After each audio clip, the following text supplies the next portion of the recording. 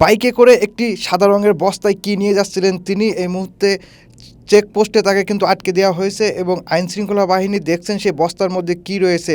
সাদা একটি বস্তা বাইকে করে পিছনে বসে তিনি কোলে করে নিয়ে যাচ্ছিলেন।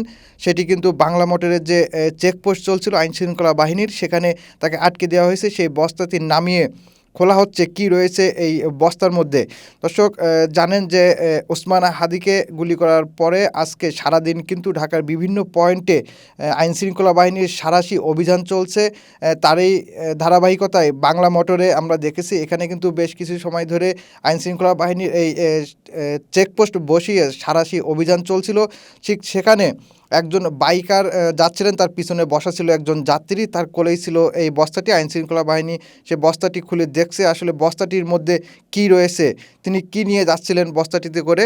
এবং শুধু তিনিই নয়, যারা বাইকে করে যাচ্ছিলেন প্রত্যেককেই কিন্তু নামিয়ে তাদের চেক করা হচ্ছে, তাদের দেহ তল্লাশি চালানো হচ্ছে এবং তাদের কাছে কোনো ব্যাগ বা অন্য কিছু থাকলে সেগুলোও চেক করা হচ্ছে। তারই ধারাবাহিকতায় এই যে বস্তাটি নিয়ে তিনি যাচ্ছিলেন সেই বস্তাটি খোলা হয়েছে এবং দেখা হচ্ছে এটার মধ্যে কী আছে। আসলে দেখা যাচ্ছে বস্তাটির মধ্যে বেশ কিছু সবজি রয়েছে।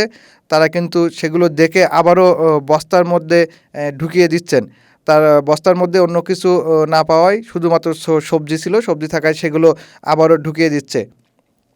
দর্শক, আজকে সকাল থেকেই কিন্তু আমরা দেখেছি ঢাকার শাহবাগ এবং রাজু ভাস্কর্য যে এলাকা, এই এলাকা কিন্তু যে ওসমান হাদির যে ওপর গুলি করা হয়েছে তার প্রতিবাদে বিক্ষোভ মিছিলে কিন্তু উত্তাল হয়েছিল এবং রাজধানীর বিভিন্ন পয়েন্টে পয়েন্টে এই সাঁড়াশি তল্লাশি অভিযানও চলছে।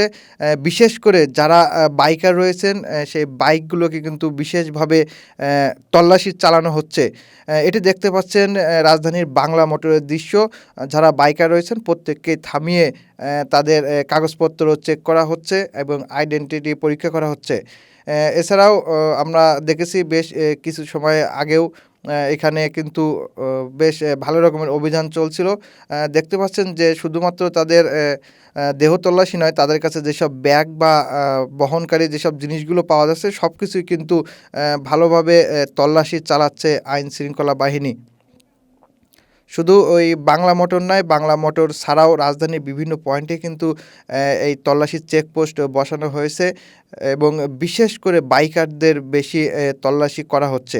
দেখতে পাচ্ছেন যে প্রত্যেকের দেহ তল্লাশি চালানো হচ্ছে আইনশৃঙ্খলা বাহিনীর পক্ষ থেকে। সেখানে কিন্তু পুলিশের পাশাপাশি এপিবিএনের সদস্যরাও এই কাজে নিয়োজিত হয়েছেন বলে আমরা দেখতে পাচ্ছি।